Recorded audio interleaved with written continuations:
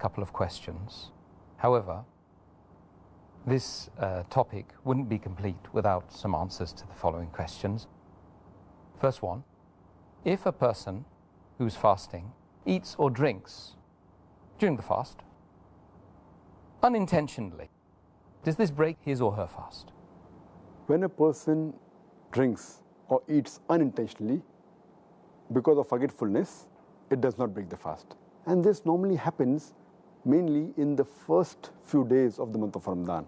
A person is used to his daily activity and suddenly Ramadan comes, so unintentionally he may go to the kitchen or he may pick up a bottle of water and pour it in the glass and have it. Or a person goes jogging and he comes back and he's used to having water. So it does happen.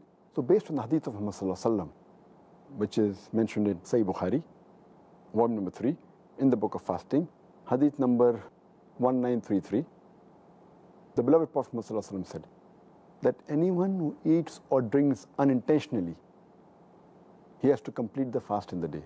The fast is not broken, and whatever he has eaten or drunk, Allah has provided him with that. So if you drink unintentionally, the fast is not broken. But if you drink intentionally, then it is broken. And while drinking, if you realize, or while eating you realize, immediately you should stop, because then if you continue, it will be counted as though you're having it with intention. The moment you realize, you should stop it. And if there's some food in the mouth and you realize you're fasting, you should spit it out. But unintentionally, whatever is done, it is forgiven.